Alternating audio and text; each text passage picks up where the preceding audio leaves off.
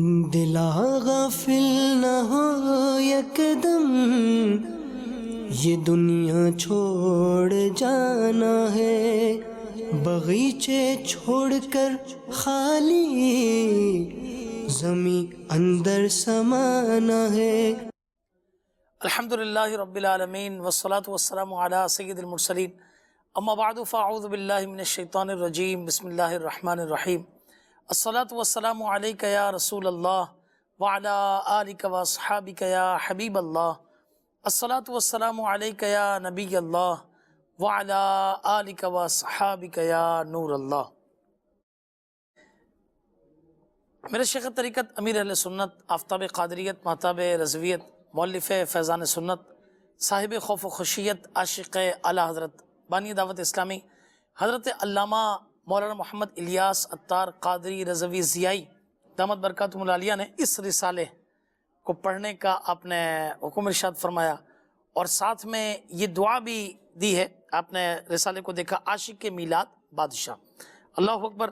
آپ نے دعا دی ہے کہ یا رب المصطفیٰ، جو کوئی 21 صفحات کا رسالہ عاشق میلاد بادشاہ پڑھ یا سن لے، اس کو اور اس کی آل کو 12ویں والے آخری نبی صلی اللہ علیہ وسلم کے جشن ولادت کے صدقے بے حساب بخش دے۔ چنانچہ اس کی ابتدا درود پاک کی جس فضیلت سے ہوئی، بہت پیاری فضیلت ہے کہ مصطفیٰ جان رحمت صلی اللہ تعالی علیہ وسلم نے نماز کے بعد حمد و ثنا اور درود شریف پڑھنے والے سے فرمایا، دعا مانگ قبول کی جائے گی، سوال کر دیا جائے گا۔ صلو علی الحبیب صلی اللہ تعالی علی محمد صلی اللہ علیہ وسلم۔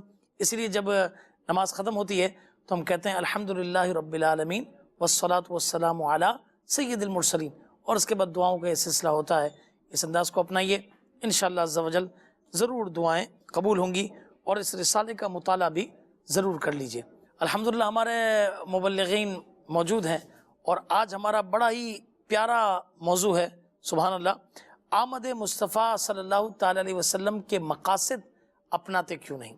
ہر طرف اس وقت ربیع نور شریف کی دھوم دھام ہے، اور سرکار کی آمد مرحبا کے نعرے ہیں، سبحان اللہ۔ گلی روڈز یہ ماشاءاللہ بلبوں سے سجے ہوئے ہیں، مساجد کی سجاوٹ تو سبحان اللہ دیکھنے جیسی ہے۔ الحمدللہ ان ساری خوشیوں میں یہ آج کا سلسلہ لیے حاضر ہیں۔ میں سب سے پہلے چند تمہیدی باتیں عرض کر کے پھر ہمارے مبلغین کی طرف انشاءاللہ تعالی بڑھتا ہوں۔ چنانچہ امیر اہل سنت نے اپنے ایک بیان میں کچھ اس طرح فرمایا کہ اے عاشقان رسول، اللہ پاک کا کروڑ احسان کہ اس نے ہمیں اپنے پیارے حبیب صلی اللہ علیہ وسلم کی امت میں پیدا فرما کر احسان عظیم فرمایا۔ اس سے بڑھ کر یہ کہ ہمیں نور والے آقا صلی اللہ تعالی علیہ وسلم کا جشن ولادت منانے کی توفیق عطا فرمائی۔ اللہ پاک پارہ 4 سورہ آل عمران کی آیت نمبر 164 میں ارشاد فرماتا ہے، لقد من اللہ علی المؤمنین اذ بعث فیہم رسولا من انفسہم، بے شک اللہ عز و جل کا بڑا احسان ہوا مسلمانوں پر کہ انہی میں سے ایک رسول بھیجا، یتلو علیہم آیاتہ ویزکیہم ویعلمہم الکتاب والحکمہ، جو ان پر اس کی آیتیں پڑھتا ہے اور انہیں پاک کرتا ہے اور انہیں کتاب و حکمت سکھاتا ہے۔ وَإِن كَانُوا مِن قَبْلُ لَفِي ضَلَالٍ مُبِينٍ، اور وہ ضرور اس سے پہلے کھلی گمراہی میں تھے۔ ایک تو اس آیت کے اندر حضور علیہ السلام کی بعثت کے مقاصد کو بیان فرمایا گیا، چنانچہ اس کے تحت تفسیر صلاۃ الجنان میں کچھ اس طرح ہے۔ مراد یہ ہے کہ اللہ پاک نے عظیم احسان فرمایا کہ انہیں اپنا سب سے عظیم رسول عطا فرمایا۔ کیسا عظیم رسول عطا فرمایا کہ اپنی ولادت مبارکہ سے لے کر وفات شریف تک اور اس کے بعد کے تمام زمانے میں اپنی امت پر مسلسل رحمت و شفقت کے دریا بہا رہے ہیں، سبحان اللہ۔ پیدائش کے وقت ہی آپ صلی اللہ علیہ وسلم نے ہم امتیوں کو یاد فرمایا، شب معراج بھی رب العالمین کی بارگاہ میں یاد فرمایا، وفات شریف کے بعد قبر منور میں اتارتے ہوئے بھی دیکھا گیا کہ حضور صلی اللہ علیہ وسلم کے مبارک ہونٹوں پر امت کی نجات اور بخشش کی دعائیں تھیں۔ راتوں میں جب ساری دنیا آرام کرتی، وہ رحمت والے حبیب صلی اللہ علیہ وسلم اپنا بستر پاک چھوڑ کر اللہ کی بارگاہ میں ہم گناہ گاروں کے لیے دعائیں فرماتے تھے۔ قیامت کے دن سخت گرمی میں، شدید پیاس کے وقت رب قہار کی بارگاہ میں ہمارے لیے سر سجدے میں رکھیں گے اور امت کی بخشش کی درخواست کریں گے۔ کہیں امتیوں کے نیکیوں کے پلڑے بھاری کریں گے، کہیں پلسرات سے سلامتی سے گزاریں گے، کہیں حوض کوثر سے سیراب کریں گے، کبھی جہنم میں گرے ہوئے امتیوں کو نکال رہے ہوں گے، کسی کے درجات بلند فرما رہے ہوں گے، خود روئیں گے مگر ہمیں ہنسائیں گے، خود غمگین ہوں گے ہمیں خوشیاں عطا فرمائیں گے، اپنے نورانی آنسوؤں سے امت کے گناہ دھوئیں گے۔ اس نبی صلی اللہ علیہ وسلم نے دنیا میں ہمیں قرآن دیا، ایمان دیا، خدا کا عرفان یعنی پہچان دیا، اور ہزاروں وہ چیزیں جن کے قابل ہم نہ تھے اپنے سایہ رحمت کے صدقے ہمیں عطا فرمائیں۔ اس لیے میرے آقا امام اہل سنت کیا فرماتے ہیں کہ ہم غریبوں کے آقا پہ بے حد درود، ہم فقیروں کی ثروت پہ لاکھوں سلام۔ تو یہ اتنے الحمدللہ احسانات کا یہ تذکرہ ہوا، اور ہم قربان بھائی نبی کریم علیہ السلام سے محبت کا دعویٰ بھی کرتے ہیں۔ تو سب سے پہلے تو احسانات کے متعلق یہ ارشاد فرمائیں کہ حضور علیہ السلام نے جو ہم پر احسانات فرمائے، چند میں نے ذکر کیے، آپ اس حوالے سے مزید کیا ارشاد فرمائیں گے؟ اللہ کے نبی صلی اللہ علیہ وآلہ وسلم نے یہ بات ارشاد فرمائی ہے کہ الجمعۃ یوم العید، سبحان اللہ، جمعہ بھی جو ہے وہ عید کا دن ہے۔ عید کا دن، کیا بات ہے۔ تو جمعے کو اللہ کے نبی صلی اللہ علیہ وسلم نے عید کا دن ارشاد فرمایا، مسلمان جمع ہوتے ہیں اور جمعے کا اجتماع ہوتا ہے، اللہ کی پاک بارگاہ میں حاضری ہوتی ہے، تو یہ ہمارے لیے بابرکت دن ہے۔ اور پھر جمعے کا دن اس مہینے میں آ جائے کیا بات کہ ہے، جو ربیع الاول ہو، کیا بات ہے۔ لوگ جو ہے نبی کریم صلی اللہ علیہ وآلہ وسلم قیامت کی خوشیاں منا رہے ہوں۔ مگر اگلا جو جمعہ آ رہا ہے وہ تو دن ہی خاص بار ربیع الاول کا ہے پاکستان میں اور کئی ممالک میں۔ کیا بات ہے، کیا بات ہے، سبحان اللہ۔ تو بے شک آقا نامدار صلی اللہ علیہ وآلہ وسلم کے بے شمار احسانات ہیں، یعنی اتنے احسانات ہیں نبی آخر الزماں صلی اللہ علیہ وآلہ وسلم کے کہ ان کو بندہ شمار نہیں کر سکتا، بے شک، ہم ان کو گن ہی نہیں سکتے۔ کچھ آپ نے بتائے امت پر حضور اکرم صلی اللہ علیہ وآلہ وسلم کے جو ہمارے جو عبادات ہیں، ہمارے جو روزمرہ زندگی کے جو معاملات ہیں، ان میں جو حضور اکرم صلی اللہ علیہ وآلہ وسلم کے اللہ کی عبادت کرنے کے متعلق جو کچھ احسانات ہیں، اس کے متعلق میں کچھ عرض کرتا ہوں۔ جیسے ہم نماز کو دیکھ لیں، صحیح، نماز اللہ کے نبی صلی اللہ علیہ وآلہ وسلم کی بدولت ہمیں تحفہ عطا کیا گیا، نماز فرض ہوئی۔ دیکھیں نماز 50 نمازیں فرض ہوئی تھیں، لیکن حضور کا احسان دیکھیں کہ امتیوں کے لیے اللہ کے نبی صلی اللہ علیہ وآلہ وسلم رب کی بارگاہ میں بار بار حاضری دے رہے ہیں، کیا بات، اور 45 کم کروا کر ہمارے لیے 5 نمازیں فرض قرار دی گئی۔ سبحان اللہ، اور ایک اور انعام اور ایک اور احسان یہ کہ نمازیں تو 5 فرض ہیں، ثواب 50 نمازوں کا ملے۔ سبحان اللہ، اسی طرح دیکھیے آسانی، دیکھیے احسان دیکھیے ہمارے لیے کہ ہمیں عبادت کرنی ہے، لیکن اس میں آسانی کیا ہے کہ اگر کوئی شخص کھڑے ہو کر نماز نہیں پڑھ سکتا، اس کی کیٹیگری ہے، شریعت اس کو اجازت دیتی ہے بیٹھ کے نماز پڑھ لے۔ سبحان اللہ، کیا بات، بیٹھ کے نماز نہیں پڑھ سکتا، حضور کا احسان، صحیح، حضور کا احسان کہ ٹھیک ہے بیٹھ کے نماز نہیں پڑھ سکتے، جہاں شریعت اجازت دیتی ہے تو وہ لیٹ کے نماز پڑھ رہے ہیں۔ اللہ، یہاں تک کہ شریعت کا احسان ہمارے اللہ کے نبی صلی اللہ علیہ وسلم کا ہم پر نماز جیسی عبادت کرنے میں یہ احسان دیکھیں کہ بندہ اشاروں سے نماز پڑھے لیکن نماز ضرور پڑھے۔ کیا بات، اگر اسی طریقے سے اب روزے کو دیکھیں تو پہلے جو ہے وہ سحری نہیں ہوا کرتی تھی، جو اگر کوئی شخص اگلے دن کا روزہ رکھنا چاہتا صحیح، اور وہ سو جاتا بغیر کھائے پیے تو اب اس کو اجازت نہیں ہوتی تھی کہ وہ چونکہ وہ سو گیا ہے تو وہ کھانے پینے کی اس کو دوبارہ اجازت نہیں ہوتی تھی۔ لیکن ہم پر احسان دیکھیں کہ صحابہ رسول کا ایک واقعہ پیش آیا کہ انہوں نے روزہ رکھا، کام وغیرہ پہ گئے، تھکاوٹ ہو گئی، گھر پہ تشریف لائے، گھر والے کو کھانا بنانے کے لیے کہا تو کھانا بن رہا تھا، اس دوران آپ کی آنکھ لگ گئی اور جو ہے وہ اگلے دن کا آپ نے پھر روزہ رکھ لیا، جس سے بہت نکاہت ہو گئی، آپ بے ہوش ہو گئے کام کرنے کے دوران۔ تو حضور کا احسان دیکھ کے ہمیں سحری جیسی نعمت عطا کی گئی سبحان کہ 2 روزوں کے مابین کوئی سو جائے یا نہ سوئے اس کو کھانے کی اجازت ہے۔ سبحان، اسی طریقے سے حج دیکھیں تو حج میں نبی کریم صلی اللہ علیہ وسلم کا احسان کہ اللہ تبارک و تعالیٰ نے آپ کو اختیارات عطا فرمائے ہیں، آپ چاہیں تو ہر سال حج فرض قرار دیں، آپ چاہیں تو ہر ایک پہ حج فرض قرار دیں، اللہ، لیکن احسان دے کے ہمارے لیے اللہ کی عبادت میں آسانی کسی کی کہ ہر ایک پہ حج فرض نہیں کیا، بلکہ اللہ کے نبی صلی اللہ علیہ وسلم نے صاحب استطاعت پر حج فرض قرار دیا۔ سبحان، پھر صاحب استطاعت کے لیے آسانی دیکھیں، اس عبادت میں آسانی دیکھیں کہ ہر صاحب استطاعت پر بھی ہر سال حج فرض نہیں قرار دیا، بلکہ اس کی زندگی میں صرف ایک بار حج فرض قرار دے دیا گیا ہے۔ اسی طریقے سے ہم آگے بڑھیں تو اللہ کے نبی صلی اللہ علیہ وسلم کا ہم پر انعام اور احسان کہ اگر کوئی شخص نیکی کا ارادہ کرتا ہے، نیکی کی نہیں ہے، صحیح، صرف ارادہ کیا ہے، ارادے کرنے پر اللہ رب العالمین حضور پاک صلی اللہ علیہ وآلہ وسلم کے صدقے میں، حضور پاک صلی اللہ علیہ وسلم کی حدیث شریف میں یہ بات آتی ہے کہ اس کو اللہ رب العالمین ایک نیکی عطا فرماتا ہے۔ سبحان، اور اگر نیکی کر لے، ایک نیکی نہیں ہے، ایک نیکی نہیں ہے، کم از کم 10 نیکیوں کا ثواب اس کے لیے ہے۔ کیا بات، اور جتنا اخلاص، جتنے اچھے نیت کے ساتھ بندہ نیکی کرے گا تو کتنا زیادہ ہے ثواب اس کے لیے اس ایک نیکی کا۔ اللہ جانے، اللہ کے بتائے سے اللہ کے رسول جانے. پہلی امتوں میں ایسا ہوتا تھا کہ اگر کوئی کپڑا ناپاک ہو جاتا تھا تو اسے کاٹ دیا جاتا تھا. حضور پاک صلی اللہ علیہ وآلہ وسلم کا ہم پر احسان دیکھیں، ہم پر انعام دیکھیں کہ کپڑا ناپاک ہو گیا، کپڑا خراب ہو گیا، اس کو کاٹا نہیں جائے گا بلکہ اس کو پاک کر دیا جائے گا. تو آپ کے انعامات کی بارشیں دیکھیں، امت پر آپ کے احسانات کی بارشیں دیکھیں تو بے شمار ہیں. ہمارے لیے ہمارے پیارے آقا مدینے والے مصطفیٰ صلی اللہ علیہ وآلہ وسلم نے اتنی آسانیاں ہماری عبادت کرنے کے لیے ہمیں دی ہیں. مسواک کو لے لیجیے، یعنی بیان کرتے چلے جائیں تو پھر بیان ہی ہوتی چلی جائیں گی. مسواک کے وہ ہر نماز کے اندر جو ہے وہ فرمایا کہ وہ فرض ہو جاتی مگر اس کے اندر آسانی پیدا فرما دی. اسی طرح نماز عشاء کے حوالے سے فرمایا کہ اگر میں وہ کرتا تو حکم دیتا کہ اسے مؤخر کر کے پڑھیں، مگر یہ کہ اسے پھر یہ حکم نہیں ارشاد فرمایا. تو کتنی ساری ماشاءاللہ احسانات کے بارے میں ہمارے قربان مدنی بھائی نے بتایا. جی سید ثاقب شاہ صاحب کیا کہیں گے آپ ماشاءاللہ اس حوالے سے؟ حضور نبی رحمت صلی اللہ علیہ وسلم کے احسانات تو اتنے ہیں امت پر کہ ہم شمار کرنا چاہیں بھی تو شمار نہیں کر سکتے. اللہ تعالیٰ نے وہ شان والے محبوب صلی اللہ علیہ وسلم ہمیں عطا فرمائے. دیکھیں کہ اگر ہم اپنی تخلیق پر غور کرتے ہیں تو ہماری تخلیق میں، ہمارے دنیا میں آنے کا سبب ہمارے والدین بنتے ہیں. تو ایک وہ وقت تھا، ایک وہ زمانہ تھا کہ جس وقت میں عورت کو جس گھر میں پیدا ہو جاتی تھی تو وہ والد کے لیے، بھائیوں کے لیے شرم کا باعث بنتی تھی. وہ اتنا شرم کا باعث بنتی تھی کہ ان کا سر جھک جاتا تھا، یہاں تک کہ وہ قتل کر دیتے تھے، زندہ درگور کر دیا جاتا تھا.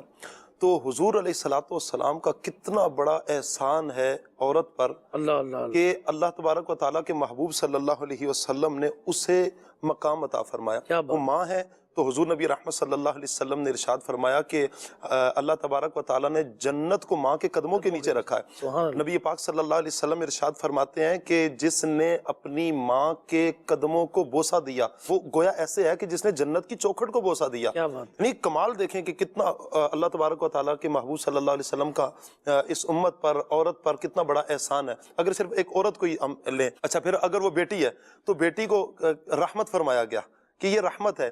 یہاں تک کہ نبی پاک صلی اللہ علیہ وسلم نے ارشاد فرمایا کہ جس نے اپنی 2 بیٹیوں کو پالا، اس کی اچھی تربیت کی، یہاں تک کہ اس کو بیعہ دیا، شادی کر دی، نبی پاک صلی اللہ علیہ وسلم نے اشارہ کر کے فرمایا کہ وہ یوں میرے ساتھ جنت میں داخل ہوں. او کما قال علیہ الصلوۃ والسلام.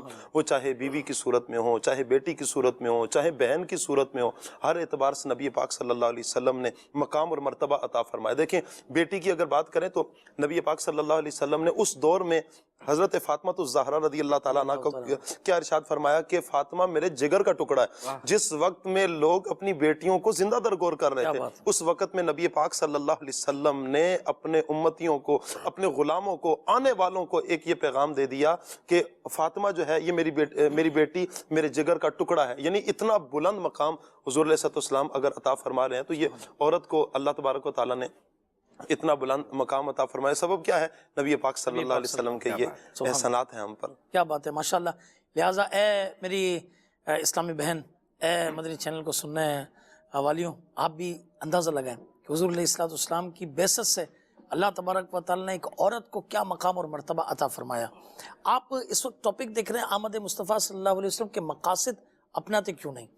اصل میں مقاصد سے پہلے کسی ذات کے احسانات کو یاد کرنا بہت ضروری ہے کہ اس ذات کے احسانات کتنے تھے اور اب اس نے جو احسانات کیے اس کے تقاضے کیا ہیں.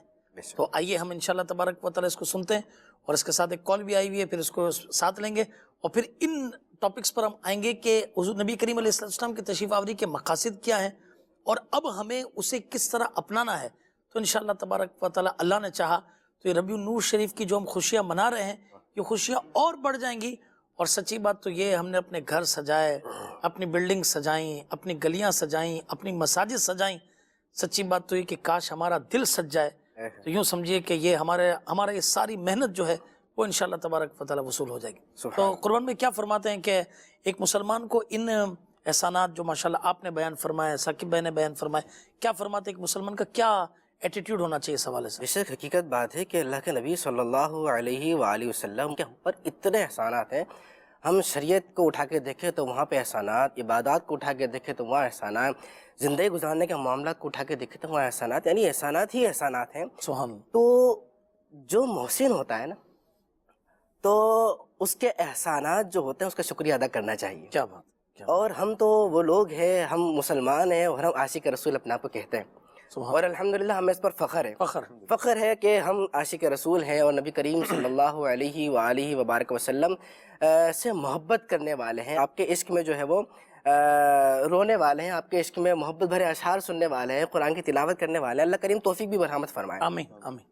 تو عاشق کا جو تقاضا ہوتا ہے نا، محبوب جو ہوتا ہے، کسی سے محبت کرنے والا ہوتا ہے، تو اس کے لیے سب سے اہم بات ہوتی ہے کہ وہ اپنے محب کی چیزوں کو اپنائے۔ کیا بات! دیکھیں، میں کسی سے محبت کرتا ہوں تو میں چاہوں گا کہ جس طرح وہ بیٹھتا ہے، اٹھتا ہے، پہنتا ہے، بولتا ہے، سنتا ہے، میں بھی اسی طرح بولوں، کیا بات! میں بھی اسی طرح سنوں، میں بھی اسی طرح بیٹھوں، میں بھی اسی طرح اٹھوں، میں بھی اسی طرح سنوں، یہ مجھے محبت ہوگی۔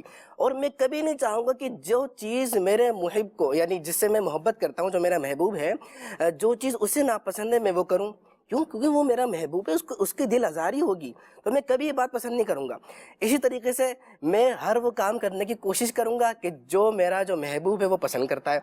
تو ہمارے آقا و مولا صلی اللہ علیہ وآلہ وسلم کی ہم پہ جو احسانات ہیں، تو اگر ہم یہ دعویٰ کرتے ہیں کہ ہمیں اپنے آقا و مولا صلی اللہ علیہ وسلم سے محبت ہے، اور بے شک کرتے ہیں، تو دیکھ لیا جائے کہ آیا میں اپنے دعوے میں سچا ہوں یا میرا دعویٰ کھوکھلا ہے۔ اللہ، یہ آج ہمیں غور کرنا ہے، یہ ہر ایک غور کریں۔ ہر ایک کو غور کرنا ہے کہ آیا میرا دعویٰ کھوکھلا ہے یا میرا دعویٰ سچا ہے۔ صحیح۔ اگر تو میں اپنے پیارے آقا مدینہ والے مصطفیٰ صلی اللہ علیہ وآلہ وسلم سے پکی محبت کرتا ہوں، تو اس کا مطلب یہ ہے کہ میں ان کی اطاعت کرنے والا ہوں، سبحان اللہ۔ اس کا مطلب یہ ہے کہ میں ان کی اتباع کرنے والا ہوں، صحیح۔ اس کا مطلب یہ ہے کہ میں ان کی سنتوں کو اپنانے والا ہوں۔ سبحان اللہ۔ اور اگر میں ان سے محبت کرنے والا ہوں اور ان کی سنتوں کو اپنانے والا نہیں ہوں، ان کی اطاعت کرنے والا نہیں ہوں، ان کی فرما برداری کرنے والا نہیں ہوں، تو اس کا مطلب یہ ہے کہ میں اپنے دعوے میں کھوکھلا ہوں۔ صحابہ کرام کو دیکھیں، صحابہ کرام کا حال یہ تھا کہ صحابہ کرام محبت کا دعویٰ بھی کرتے تھے اور اس محبت کا اظہار بھی کر کے دکھاتے تھے۔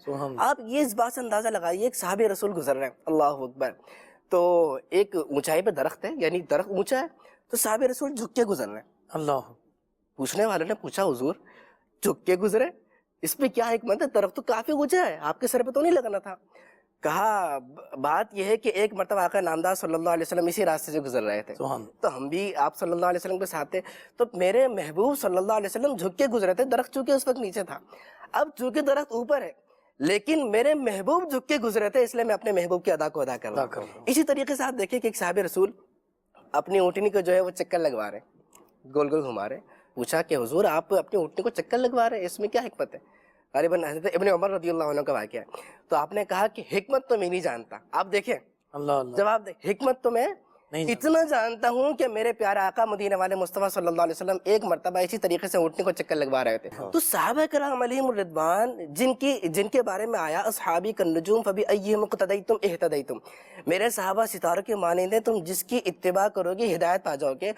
وہ حکمت تلاش نہیں کیا کرتے تھے، صحیح، وہ اس کے فوائد نہیں ڈھونڈا کرتے تھے، وہ بس یہ نہیں دیکھا کرتے تھے یہ فرض ہے یا واجب ہے، یہ ضروری تو نہیں ہے کرنا، بلکہ وہ یہ دیکھا کرتے تھے میرے محبوب نے کیا تو میں بھی کرتا چلا جاؤں، میرے محبوب نے کیا تو میں بھی کرتا چلا جاؤں۔ تو آپ دیکھیں کامیابی نے ان کے قدم چومے، بلکہ کامیابی ان کے در سے ملنا شروع ہو گئی۔ آج وہ دنیا میں تو کامیاب ہیں، اور آخرت کے لیے ان کے لیے جو ہے جنت کا وعدہ ہوا ہے۔ تو ہمیں بھی نبی آخر الزمان صلی اللہ علیہ وآلہ وسلم کی اتباع کرنی چاہیے، محبت کا جو ہمارا دعویٰ ہے وہ تبھی سچا ثابت ہو۔ اچھا، اور وہ بڑی مشہور آیت ہے نا کہ قل ان کنتم تحبون اللہ فاتبعونی، کہ اگر اے محبوب صلی اللہ علیہ وسلم آپ ان سے فرما دیجئے کہ کہتے ہیں کہ ہم اللہ تبارک و تعالیٰ سے محبت کرتے ہیں تو فاتبعونی، کہ وہ میری اتباع کریں، تو اللہ تبارک و تعالیٰ انہیں اپنا محبوب بنا لے گا۔ کال شامل ہیں، اور دیکھیں کالر کیا پوچھ رہے ہیں، اور پھر ہم سید صاحب سے جواب لیتے ہیں اس کا۔ جی، میرا نام امان اتاری ہے۔ ایسے بھی کیا سلسلہ مجھے بہت اچھا لگتا ہے۔ فضیل بھائی، آج کا موضوع آمد مصطفیٰ کے مقاصد اپناتے کیوں نہیں، تو اس پر کچھ مدنی پور ارشاد فرمائے کہ ہمیں کیا کیا مقاصد اپنانا چاہیے، اور ابھی 12ویں شب بھی نزدیک آ رہی ہے، تو اس شب کو ہمیں کیا کیا اعمال کرنے چاہیے، اور اس دن ہمیں کیا کیا کرنا چاہیے، اس پر کچھ مدنی پھول ارشاد فرما دیں۔ میں آپ کو یہ شعر سناؤں گا۔ آمد مصطفیٰ ہوئی روشن زمانہ ہو گیا جس کے حضور ہو گئے اس کا زمانہ ہو گیا. جزاک اللہ خیرہ. اللہ پاک آپ کو دراز عمر بالخیر عطا فرمائے. آمین. بہت بہت شکریہ. قرآن مجید فرقان حمید جب یہ ہم نے موضوع ڈیسائیڈ کیا تو قرآن مجید فرقان حمید کی اتنی آیات، اس کے ساتھ ساتھ اتنی حدیثیں، تو سب سے پہلے جی سید صاحب کیا فرماتے ہیں؟ حضور نبی رحمت صلی اللہ علیہ وسلم کی آمد کا یہ مبارک مہینہ تشریف لایا ہے. اللہ تعالیٰ نے یہ سعادت بخشی ہے کہ ہمیں ایک مرتبہ پھر یہ بہاریں دیکھنا اللہ تعالیٰ نصیب کی ہیں. اللہ تعالیٰ خیر و عافیت کے ساتھ آئندہ بھی دیکھنا نصیب فرمائے. آمین آمین آمین. حضور نبی رحمت صلی اللہ علیہ وسلم کی آمد اور حضور علیہ السلام کی اطاعت کے حوالے سے بھی جس طرح ہمارے قربان بھائی گفتگو فرما رہے تھے، نبی پاک صلی اللہ علیہ وآلہ وسلم کی اطاعت کے بارے میں اللہ تبارک و تعالیٰ نے بارہا قرآن پاک میں بھی کئی ایک مقامات پر ارشاد فرمایا ہے، اور اس کا صلہ بھی اللہ تعالیٰ نے کتنا پیارا ارشاد فرمایا. جس طرح بھی آپ نے یہ آیت مبارکہ پڑھی ہے، فَاتَّبِعُونِی فَاتَّبِعُونِی یُحْبِبْکُمُ اللہ، اللہ تمہیں اپنا محبوب بنا لے گا. جب رب تعالیٰ محبوب بنا لے گا، اللہ فرماتا ہے میں تمہارے پھر گناہ معاف کر دوں گا. اللہ تعالیٰ گناہ معاف فرما دے گا. بیسک مقصد اس کا کیا ہونا چاہیے؟ دیکھیں، ہم محفل میلاد منائیں، وہ جلوس ہوں، وہ اجتماعات کا انعقاد کیا جائے، ہر دو صورت میں شریعت کا لحاظ رکھا جائے. کیا بات ہے. شریعت کا لحاظ رکھا جائے، شریعت کی دھجیاں نہیں اڑانی چاہیے. ہر وہ کام کہ جو دیکھیں نبی پاک صلی اللہ علیہ وسلم کا میلاد منا رہے ہیں، حضور علیہ السلام کی آمد کی خوشی منا رہے ہیں، اور کام وہ کر رہے ہیں کہ جو حضور علیہ السلام کی ناپسندیدہ عمل ہیں، حضور علیہ السلام نے جن سے منع فرمایا. جس طرح کہ آپ لے لیں مزامیر کو لے لیجئے، کہ بعض جگہوں پر ایسا بھی معلومات آئی ہے کہ جس طرح وہ ڈھولک بجا دیتے ہیں معاذ اللہ، جلوس کے آگے آگے کچھ ڈھولک والے چل رہے ہوتے ہیں، کچھ گانے چلا دیتے ہیں، یا کچھ میوزک چلایا ہوتا ہے، یا وہ جانوروں کو نچانا شروع کر دیتے ہیں، ریسیں لگوا رہے ہیں، مرغوں کی لڑائیاں کروا رہے ہیں، بیلوں کو لڑا رہے ہیں. تو مطلب وہ اعمال کے جن سے نبی پاک صلی اللہ علیہ وسلم نے منع فرمایا، ہم وہ کام کر رہے ہیں. حضور علیہ السلام کی ایک حدیث مبارکہ مجھے اس پر یاد آ رہی ہے. حضور علیہ السلام ارشاد فرماتے ہیں، الغناء ينبت النفاق فی القلب کما ينبت الماء الزرع. حضور فرماتے ہیں کہ جو مزامیر ہیں، آلات موسیقی اور لہو، حضور فرماتے ہیں کہ یہ دل میں نفاق پیدا کرتے ہیں. جیسے پانی کھیتی اگاتا ہے، اس طرح یہ دل میں نفاق پیدا کرتا ہے. تو ایک تو ہم جب بھی یہ محفل میلاد منائیں، جلوس میلاد کا انعقاد کریں، تو اس چیز کا خاص لحاظ رکھیں، ہر دو صورت میں شریعت کا پاس رکھیں، شریعت کی پاسداری کریں، اچھے طریقے سے اچھے ماحول میں ہم اگر منائیں گے تو انشاءاللہ دعوت اسلامی کا الحمدللہ مدنی ماحول ہمارے سامنے ہے. اگر دعوت اسلامی کے جہاں جہاں پر ملک بھر میں، دنیا بھر میں جہاں جہاں پر اجتماعات ہوتے ہیں، اگر ہم وہاں پر جا کر اجتماعات کا سلسلہ بنائیں گے، انشاءاللہ آپ کو سرور بھی ملے گا، لطف بھی ملے گا. تو اور یہ ہے کہ آپ کا یہ جلوس کا بھی سلسلہ شریعت کے عین مطابق ہو جائے گا انشاءاللہ. اچھا، اس میں یہ عرض ہے کہ دیکھیے مسلمانوں میں ایک یہ بڑا غلط قسم کا کلچر یہ فروغ پا رہا ہے کہ جہاں کہیں بھی سیلیبریشن کا معاملہ آ گیا تو وہاں پر جو ہے یہ میوزک اور اللہ تبارک و تعالیٰ کی نافرمانی والے معاملات جو ہے یہ بہت زیادہ آ جاتے ہیں. یاد رکھیے، سیلیبریشن کے اندر اللہ کی نافرمانی نہیں کرنی بلکہ اللہ تبارک و تعالیٰ کا شکر ادا کرنا ہے. اور جب شکر ادا کریں گے تو کیا ہوگا؟ قرآن مجید فرقان حمید کے مطابق لَإِن شَكَرْتُمْ لَأَزِيدَنَّكُمْ، جب شکر ادا کریں گے تو اللہ تعالیٰ اس نعمت کو مزید بڑھائے گا. نبی کریم علیہ السلام کے کئی مقاصد اس دنیا کے اندر آنے کے ہیں، اس میں سے ایک مقصد یہ بھی بیان فرمایا گیا جس کا خلاصہ کچھ اس طرح ملتا ہے کہ میں آلات مزامیر کو ختم کرنے کے لیے آیا ہوں، گانے باجوں کے آلات کو ختم کرنے کے لیے آیا ہوں.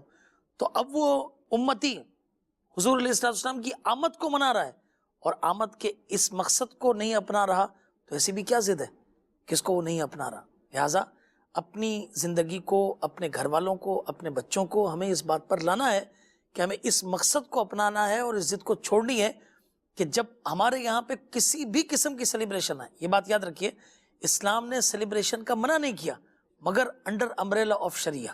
ٹھیک ہے نا؟ تو انشاءاللہ تعالیٰ دیکھیے گا کہ آپ کو اس کی کیسی برکتیں ملتی ہیں.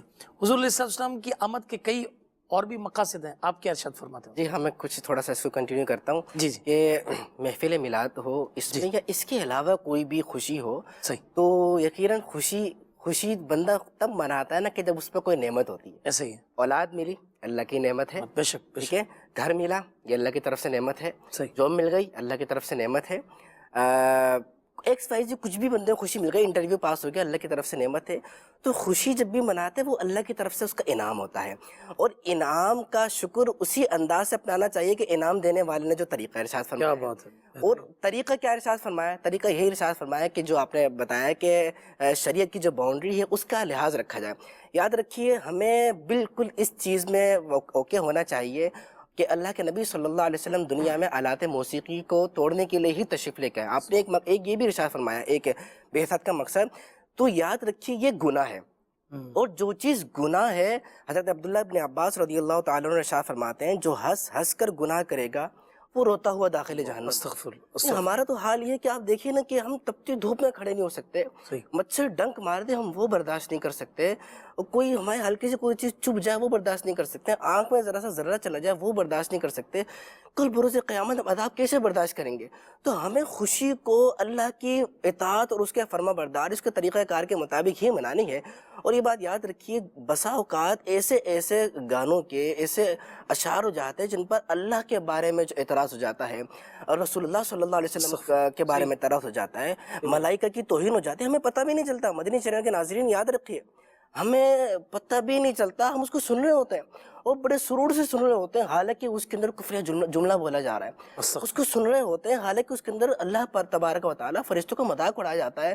تو ہم رسول اللہ سے محبت کرنے والے, حضور پاک صلی اللہ علیہ وآلہ وسلم کی سیرتوں کو پسند کرنے والے, تو ہم یہ چیز کیوں سنیں, ہمیں اسی سے قریب کیوں جائے؟ بلکہ ہمارا تو محبت کا تقاضا ہے وہ ہے نا کہ جس سے محبت کی جاتی ہے اس کے کچھ حقوق ہوتے ہیں, کچھ تقاضے ہوتے ہیں. ان میں سے ایک تقاضا ہے کہ اس کی مدحت کی جائے, حضور نبی آخر الزمان صلی اللہ علیہ وآلہ وسلم کی تعریف کی جائے. تو جب بندہ حضور پاک صلی اللہ علیہ وآلہ وسلم کی تعریف کرے گا تو یقین کیجئے گانے سے گانے بجانے سے اس سے تو دل اور سیاہ ہوتا ہے, دل کالا ہوتا ہے, دھبے لگتے, ایک عجیب سے اس کی کیفیت بن رہی ہوتی ہے. لیکن جب بندہ مدحت رسول کرنے والا ہوتا ہے, جب بندہ حضور پاک صلی اللہ علیہ وآلہ وسلم پہ نعت گنگنانے والا ہوتا ہے, جب بندہ رسول اللہ صلی اللہ علیہ وآلہ وسلم کی تعریف کرنے والا ہوتا ہے, جو کہ بندے کا حق ہے کہ اس کو کرنا ہے, کیونکہ نبی آخر الزمان صلی اللہ علیہ وسلم کے اتنے احسانات ہیں. آپ قرآن دیکھیں, قرآن میں اللہ تبارک و تعالیٰ جو ہے وہ نبی آخر الزمان صلی اللہ علیہ وسلم کی تعریف کر رہا ہے. پورا قرآن حضور کی نعت ہے. وہ کہتے ہیں نا کہ حضور کی ہم نعت کی صورت میں قرآن سناتے ہیں, سرکار کی ثنا خوانی در اصل عبادت ہے. ہم نعت کی صورت میں قرآن سناتے ہیں. انا اعطیناک الکوثر, حضور نبی کریم صلی اللہ علیہ وسلم کی تعریف سورہ کوثر میں بیان ہو رہی ہے. والضحیٰ واللیل اذا سجی ما ودعک ربک وما قلی وللآخرۃ خیر لک من الاولی. یہاں پوری حضور پاک صلی اللہ علیہ وسلم کی نعت بیان ہو رہی ہے. سورہ اخلاص دیکھو. اچھا, یہ سورہ اخلاص جو آپ نے فرمایا نا, اس میں ایک بڑا پیارا واقعہ جو ہے نا یہ میرے دماغ میں ہے مختصر واقعہ. اب غالباً یہ ہے حضرت مفتی احمد یار خان نعیمی رحمۃ اللہ تعالی کا, یا صدر الافاضل علامہ نعیم الدین مراد آبادی رحمۃ اللہ تعالی. آپ نے فرمایا کہ بھائی پورا قرآن حضور علیہ السلام کی نعت ہے. تو کسی نے کہا کہ یہ آپ نے کیسے کہہ دیا؟ تو کہا کیوں, اس پہ کیا اعتراض؟ تو کہا سورہ اخلاص میں حضور علیہ السلام کی نعت کہاں پر ہے؟ وہ تو اللہ کی توحید کے اوپر ہے. اچھا, یہ بھی مدنی چینل کے ناظرین بات عرض کر دوں کہ نبی کریم علیہ السلام کی بعثت کا بنیادی مقصد جو ہے نا یہ توحید کا پرچار ہے. سب سے بنیادی مقصد یہ توحید کا پرچار ہے. سارے نبیوں کے آنے کا مقصد بھی یہی ہے اور نبی کریم علیہ السلام کے آنے کا مقصد بھی یہی ہے. چنانچہ اس نے کہا کہ اس میں تو اللہ تبارک و تعالیٰ کی توحید کا بیان ہے, اس میں نعت کہاں ہے؟ تو فرمایا پڑھو سورہ اخلاص کو پڑھو. تو اس نے کہا قل, تو فرمایا رک جاؤ یہ کیا ہے؟ تو کہا اے محبوب صلی اللہ علیہ وسلم آپ فرما دیجئے. فرمایا اللہ چاہتا تو ایمان والوں سے خطاب کر دیتا, اللہ چاہتا تو سارے لوگوں سے خطاب کر دیتا. یہاں فرمایا کہ قل, اے محبوب صلی اللہ علیہ وسلم آپ فرما دیجئے. فرمایا سب نے کہا اللہ ایک ہے مگر میں آپ کی زبان مبارک سے سننا چاہتا ہوں. سبحان اللہ. اس لیے تو وہ شعر کتنا پیارا فرمایا کہ قل کہہ کے اپنی بات بھی لب سے تیرے سن, اللہ کو ہے کتنی تیری گفتگو پسند. سورہ لہب کو جس طرح آپ نے قرآن مجید کے آیت کی طرف مزید اس کی وضاحت کی, سورہ لہب دیکھیے, حالانکہ اس میں جو ابو لہب ہے اس کے بارے میں یہ ہے کہ تو تباہ ہو جائے. تو یہاں پہ جو ابو لہب تھا اس نے نبی کریم صلی اللہ علیہ وسلم کو اس طرح کہا تھا کہ آپ تباہ ہو جائے. سورہ لہب بھی حضور کی نعت کس طرح؟ علماء فرماتے ہیں کہ دیکھو سورہ لہب نازل ہوئی تو یہ اللہ تبارک و تعالی نے چاہا کہ میرا جو محبوب ہے وہ خود جواب نہ دے, بلکہ میں اپنے محبوب کے گستاخ کو جواب دوں. اور اللہ تبارک و تعالیٰ نے پوری سورہ لہب نازل فرما دی. تو سورہ لہب دیکھیں وہ حضور کی نعت, سورہ اخلاص دیکھیں وہ حضور کی نعت, پورا کا پورا قرآن مجید حضور پاک صلی اللہ علیہ وسلم کی نعت ہے. تو دلوں کو منور کرنا ہے, دلوں کی چاشنی چاہیے, دلوں کو سکون چاہیے, قرار چاہیے, قرآن مجید پڑھیں. اور قرآن مجید سے جو ماخوذ اشعار ہیں, امام اہل سنت کے اتنے زبردست اشعار ہیں, امیر اہل سنت کے جو اشعار ہیں وہ پڑھے جائیں. یہ تو وہ اشعار ہیں, یہ تو وہ نعتیں کہ جو دلوں کو سرور بخشتی ہیں, حضور کی مدحت ہوتی ہے. امام اہل سنت فرماتے ہیں نا, ہے کلام الہی میں شمس و ضحیٰ, تیرے چہرہ نور فضا کی قسم, قسم شب تار میں راز یہ تھا کہ حبیب کی زلف دوتا کی قسم. آگے نبی کریم صلی اللہ علیہ وسلم کی تعریف میں امام اہل سنت فرما رہے ہیں, تیرے خلق کو حق نے عظیم کہا, تیری خلق کو حق نے جمیل کیا, کوئی تجھ سا ہوا ہے نہ ہوگا شہا, تیرے خالق کے حسن و ادا کی قسم. تو یہ ہے وہ طریقے کہ جس سے خوشی سیلیبریٹ کی جائے گی. یہ وہ طریقہ کہ نبی کریم صلی اللہ علیہ وسلم کی مدحت کی جائے, آپ صلی اللہ علیہ وسلم کی ثنا خوانی کی جائے. امام علیہ سنت آگے مزید بہت, امام علیہ سنت کے تو اشعار ہی اشعار ہیں. ایک مقام پہ فرماتے ہیں, وہ خدا نے ہے مرتبہ تجھ کو دیا, نہ کسی کو ملے نہ کسی کو ملا, کہ کلام مجید نے کھائی شہا, تیرے شہر و کلام و بقا کی اس کی قسم, لا اقسم بہذا البلد کی طرف اشارہ ہو رہا ہے. تو ہمیں چاہیے ہم خوشی کو سیلیبریٹ کریں. تو خوشی ملنے جن کی بدولت خوشی ملی, ان کے طریقہ کار, ان کے بتائے ہوئے طریقہ کار کے مطابق کریں. اور ہمارا حق یہ ہے کہ ایک وہ طریقہ ہے کہ حضور کی مدحت کریں, حضور کی ثنا خوانی کریں, حضور کی تاریخ کو بیان کریں, اور اس طریقے سے اللہ کو بھی راضی کریں, اللہ کے رسول کو بھی راضی کر کے خوشی منائیں. اس کا فائدہ یہ ہوگا کہ جو خوشی ملی ہے, امام غزالی فرماتے ہیں کہ جو بندہ شکر ادا کرتا ہے نا اچھے انداز سے, دو فائدے ہوتے ہیں. ایک تو جو خوشی ملی ہے وہ برقرار رہتی ہے, کیا بات ہے, وہ جاتی نہیں, وہ باقی رہتی ہے. دوسرا فائدہ یہ ہوتا ہے کہ وہ خوشی بڑھتی رہتی ہے. اللہ کریم ہمیں جو ہے نبی کریم صلی اللہ علیہ وسلم کی ثنا خوانی کرنے اور گانے بازوں سے بچنے کی توفیق عطا فرمائے. ماشاء اللہ. اچھا شاہ صاحب, یہ ارشاد فرمائیے کہ نبی کریم علیہ السلام کی بعثت کے مقاصد کے اندر سے ہم یہ بھی سنتے ہیں نا, جیسا کہ سورۃ البقرہ کی آیت نمبر 151 میں اور کئی جگہوں پر یہ ہوا کہ کما ارسلنا فیکم رسولا منکم یتلو علیکم آیاتنا, کہ جیسا کہ ہم نے تمہارے درمیان تم میں سے ایک رسول بھیجا کہ تم پر ہماری آیتیں تلاوت فرماتا ہے. یعنی اللہ تبارک و تعالیٰ نے قرآن مجید فرقان حمید کے نزول کا مقصد یہ بیان فرمایا آمد مصطفیٰ صلی اللہ علیہ وسلم کو. اب ایک امتی کا قرآن مجید فرقان حمید پڑھتے ہوئے کیا انداز ہونا چاہیے؟ اللہ اکبر. قرآن پاک اللہ تبارک و تعالیٰ نے محبوب کریم صلی اللہ علیہ وسلم کے صدقے ہمیں عطا فرمایا. میں یہاں پر رک کر ایک بات عرض کروں گا کہ اگر ہم یہ ایک ذہن بنا لیں اور یہ تخیل اگر اپنے ذہن میں رکھیں, ایک خیال لائیں کہ یہ وہ قرآن ہے جو رب کا کلام ہے, سبحان, حضور کے قلب پر نازل ہوا ہے, سبحان, حضور نے ہمیں تحفہ عطا فرمایا ہے. کیا بات ہے. جب ہمارا یہ ذہن بنے گا کہ یہ حضور کا تحفہ ہے. دیکھیں اگر کوئی بڑا آدمی, بلا تشبیہ و تمثیل میں عرض کرتا ہوں, بڑا آدمی کوئی تحفہ دے دیتا ہے, اللہ اللہ, اگر ہم جیسے کو مثال کے طور پر بلا تشبیہ و تمثیل امیر علیہ سنت کی طرف سے کوئی تحفہ ملے, ہم تو اسے سینے کے ساتھ لگا کے رکھتے ہیں, یہ پیر صاحب کی طرف سے تحفہ ہے. تو جو امام الانبیاء ہیں, تلک الرسل فضلنا بعضهم علی بعض, کہ رسولوں میں ہم نے بعضوں کو بعضوں پر فضیلت دی ہے. جو امام الانبیاء ہیں, سب انبیاء کے سردار ہیں. معراج کی رات نبی پاک صلی اللہ علیہ وسلم نے سب کی امامت فرما کر سب کی سرداری, یعنی کہ یہ مہر لگ گئی نا کہ نبی پاک صلی اللہ علیہ وسلم سب انبیاء کے سردار ہیں. اور سارے انبیاء یہی کہتے رہے, ساری زندگی یہی کہتے رہے, ایک آنے والے آئیں گے. بلکہ حضرات انبیاء کرام تو یہ دعائیں مانگتے رہے, یا اللہ کہ اس رسول کو بھیج دے, اس رسول کو بھیج دے. تو بعضوں نے اپنے حواریوں سے کہا کہ وہ آئیں گے, ان کا نام احمد ہوگا. تو وہ شان والے محبوب صلی اللہ علیہ وسلم کا تحفہ آج ہم کسی کا تحفہ اتنا سنبھال کر رکھتے ہیں. تو امام الانبیاء صلی اللہ علیہ وسلم کا تحفہ جو ہمیں اللہ تبارک و تعالیٰ نے عطا فرمایا, اس کی کیفیت کیا ہوگی, اس کو سنبھالنے کی, اس کو پڑھنے کی, اس کو لینے کی. اور قرآن پاک کے حوالے سے آیا کہ قرآن پاک پڑھو تو رو, رونے والی, اگر رونا نہیں آتا تو کم از کم رونے والی صورت بناؤ. یہ قرآن پاک. اچھا قرآن پاک کا فائدہ کیا ہوگا؟ لوگ قرآن پاک کے علاوہ, ہم قرآن پاک کے علاوہ ادھر ادھر جاتے ہیں. اصل میں سوچ رہا تھا اس دن کہ فضائل بھائی کہ یہ کیوں ہے. یہ ایک تو گناہ کو آسان کر دیا گیا, گناہ کو آسان کر دیا گیا. اصل بات یہ ہے کہ گناہ کا ٹیسٹ ہم نے چکھا ہوا ہے. نیکی کا ٹیسٹ اگر چکھ لینا, نیکی کا ٹیسٹ چکھ لے, تو میرا خیال ہے پھر کسی کا ذہن نہیں بنے گا کہ دوسری طرف گناہ کی طرف جانے کا.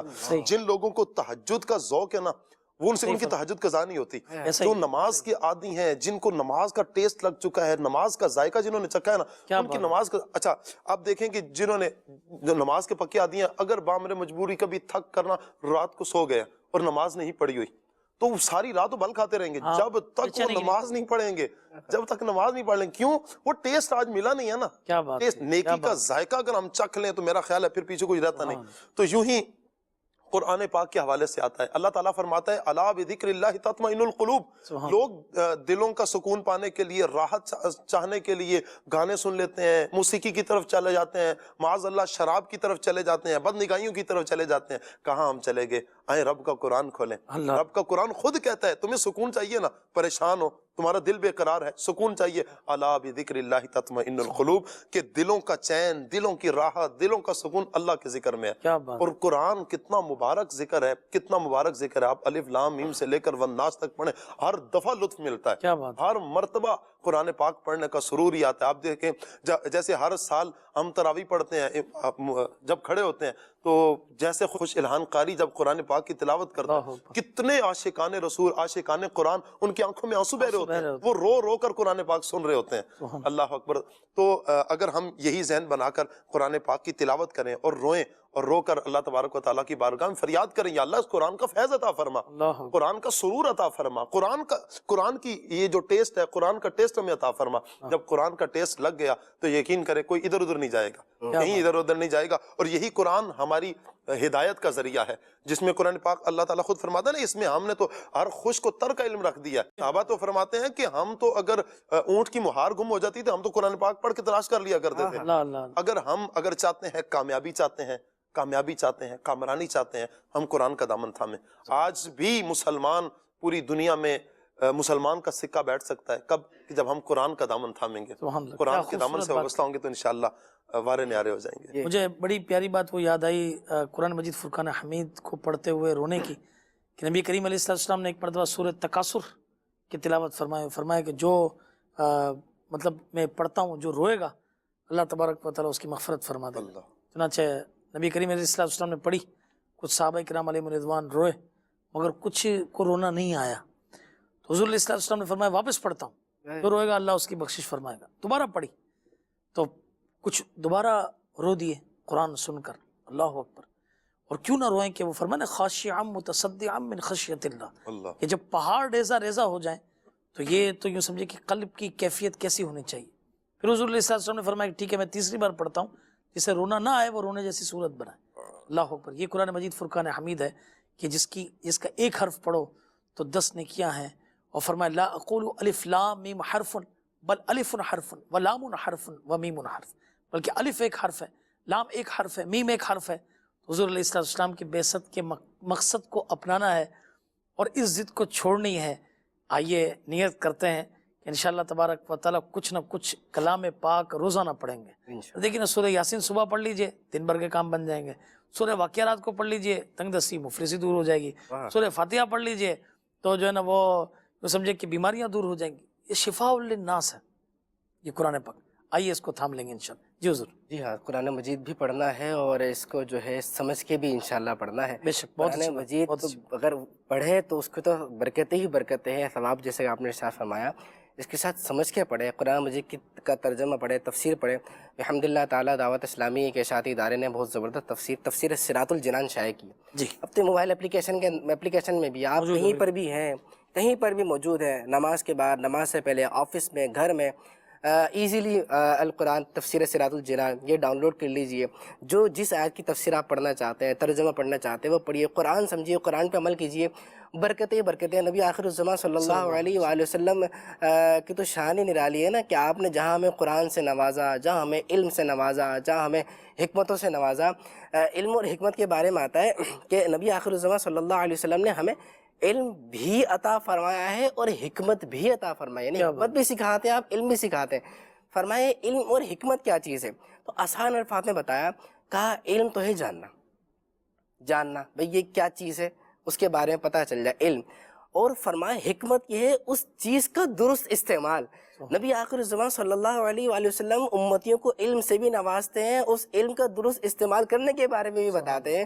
تو کہنے والے نے کہا اگر کسی کو نبی کریم صلی اللہ علیہ وسلم سے محبت نہیں ہے نا تو سمجھو اسے سچائی سے محبت نہیں ہے، اگر کسی کو نبی کریم صلی اللہ علیہ وسلم سے پیار نہیں ہے نا تو سمجھو اسے جو ہے نا اچھائی سے پیار نہیں ہے، اسے نیکی سے پیار نہیں ہے، اسے احترام سے پیار نہیں ہے، اسے شفقت سے پیار نہیں ہے، اسے محبت سے پیار نہیں ہے، اسے عدل سے پیار نہیں ہے، اسے انصاف سے پیار نہیں ہے، اسے ادب سے پیار نہیں ہے۔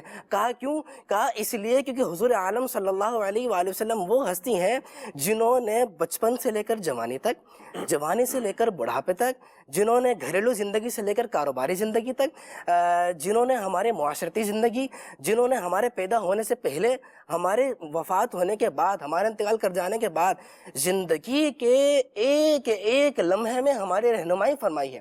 ایک ایک زندگی کا لمحہ کیسے گزارنا ہے اللہ رب العالمین کی اطاعت کرتے ہوئے وہ تک ہمیں سکھایا ہے۔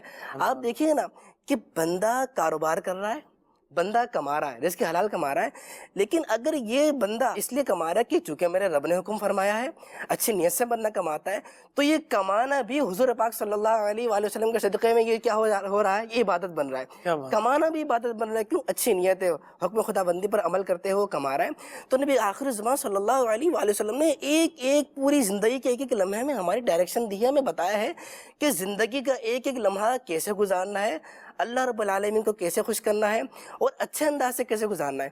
تو یاد رکھیے کہ نبی آخر الزمان صلی اللہ علیہ وآلہ وسلم نے جو سارے طریقہ کار ہمیں دیے، اسے اپنا کر ہی زندگی کامیاب گزر سکتی ہے، اسے اپنا کر ہی زندگی اچھی گزر سکتی ہے۔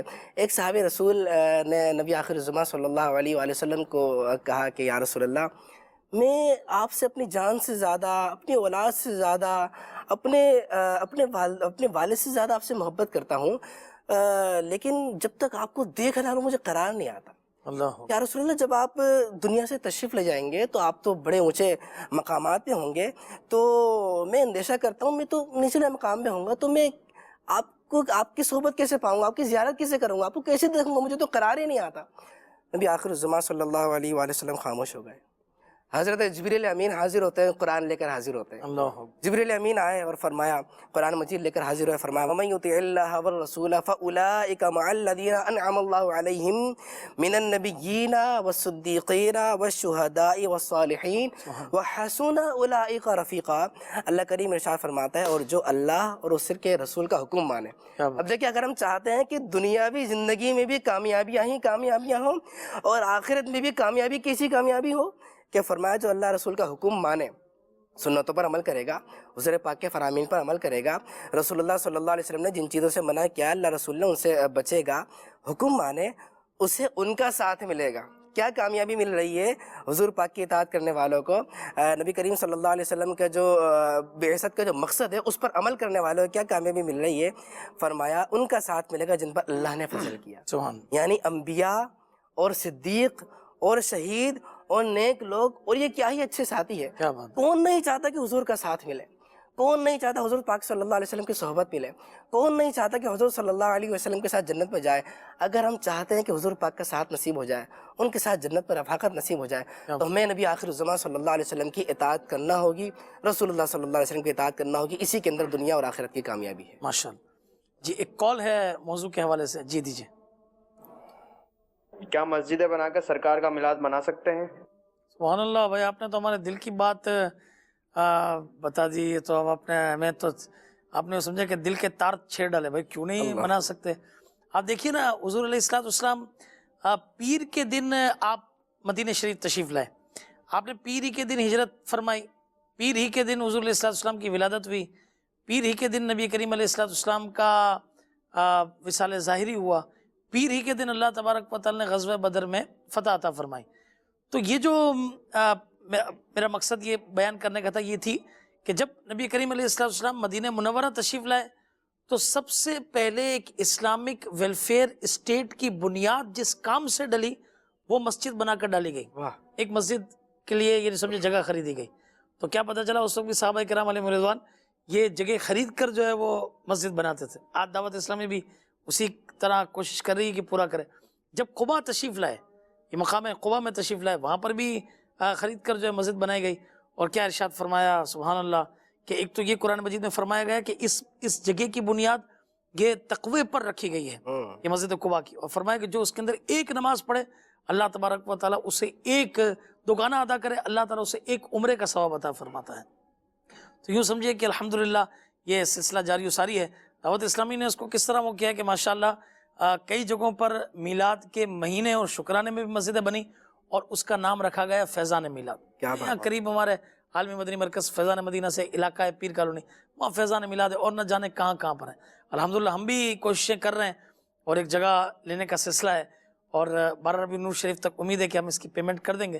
تو یہ تو اللہ کا کرم ہے، سلسلہ جاری و ساری ہے۔ بالکل حضور علیہ السلام کا میلاد مسجدیں بنا کر بھی یہ منانا چاہیے، تو وہاں اللہ کا ذکر ہوگا، اس کے پیارے رسول صلی اللہ علیہ وسلم کا ذکر ہوگا۔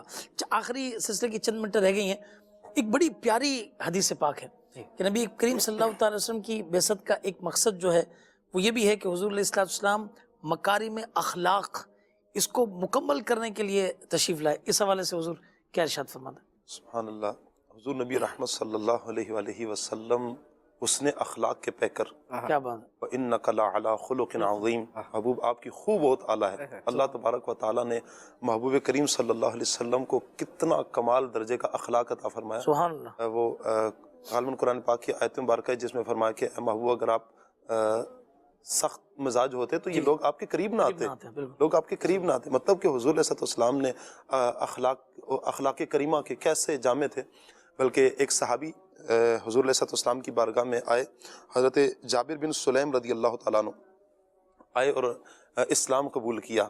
نبی پاک صلی اللہ علیہ وسلم کی بارگاہ سے جب رخصت ہونے لگے تو عرض کرتے ہیں یا رسول اللہ مجھے کچھ وصیت فرما دیں، مجھے کچھ عطا فرمائے، حکمت کے کچھ موتی عطا فرمائے۔ تو حضور نے چند ایک وصیت ان کو فرمائی، ان میں نبی پاک صلی اللہ علیہ وسلم نے ارشاد فرمایا کہ جس سے بھی ملو خندہ پیشانی سے ملو، اللہ اللہ، جس سے بھی ملو خندہ پیشانی کے ساتھ ملو۔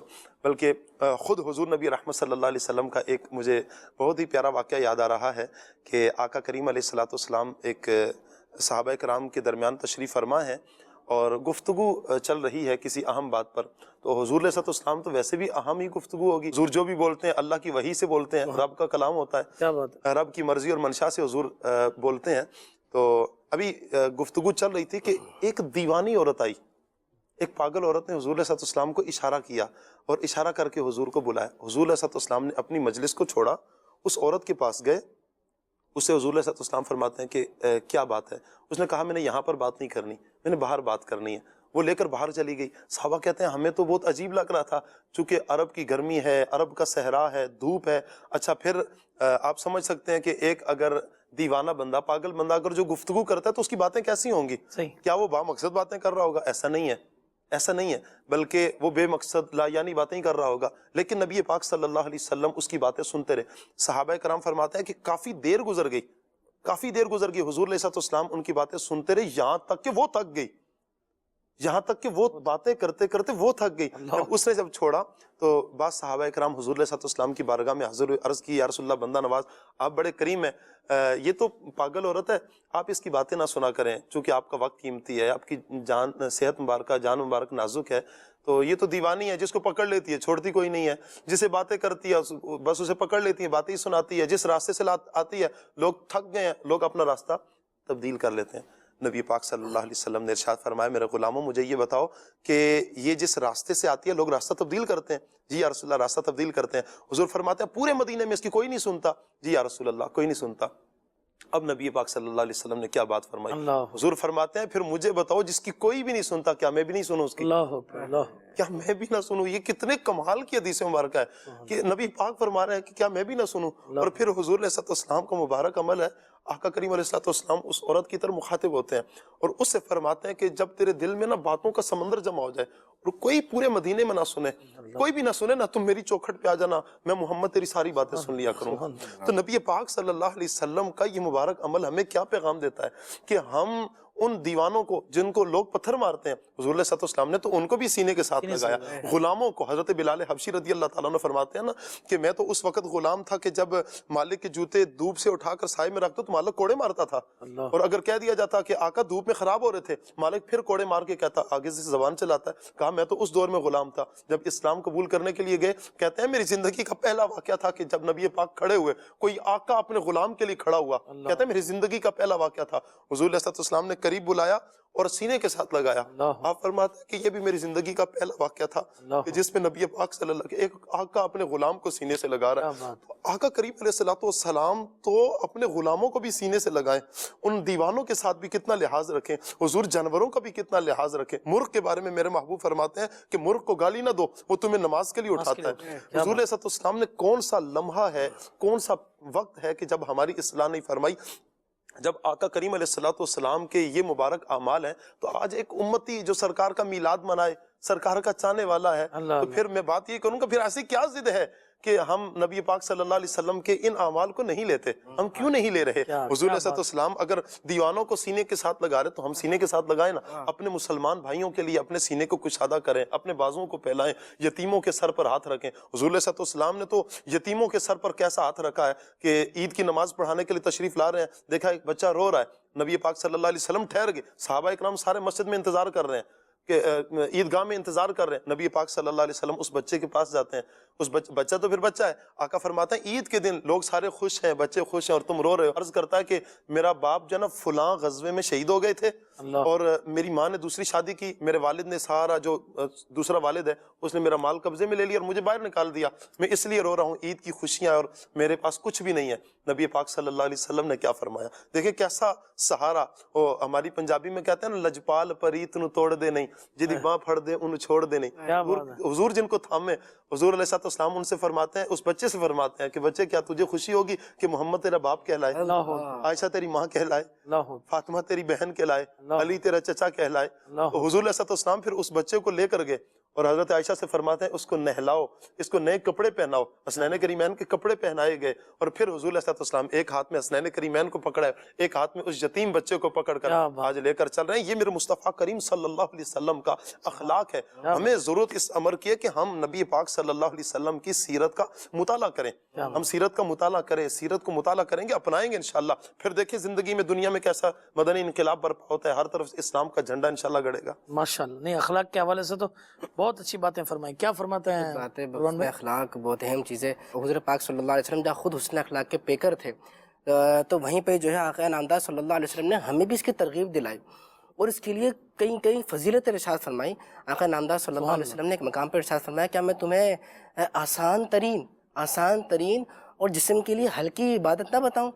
تو فرمایا ایک ہے خاموشی, دوسرا حسن خلق. کیا بات, حسن اخلاق جو ہے وہ ایک اور مقام پر اللہ کے نبی صلی اللہ علیہ وسلم نے ارشاد فرمایا کہ بندہ حسن اخلاق کی وجہ سے تہجد گزار اور سخت گرمی میں روزے کے سبب پیاسا رہنے والے کے درجے کو پا لیتا ہے. کیا بات ہے. نبی کریم صلی اللہ علیہ وآلہ وسلم نے ایک اور مقام پر ارشاد فرمایا مسلمانوں میں سب سے زیادہ اچھا وہ ہے جس کے اخلاق سب سے زیادہ اچھے ہیں. آج دیکھیں اسلام سے دوری کے سبب, سیرت مصطفیٰ صلی اللہ علیہ وسلم سے دوری کے سبب, ہم نے اس کا مطالعہ نہیں کیا, اس سے دوری کے سبب, قرآن سے دوری کے سبب آج ہمارا کیا حال ہو گیا, ہم اپنے والدین سے زبان چلا رہے ہیں, آج ہم اپنے بھائی بہنوں کا خیال نہیں کر رہے, آج ہمارے اندر سے چھوٹے بڑے کی تمیز ختم ہو گئی ہے.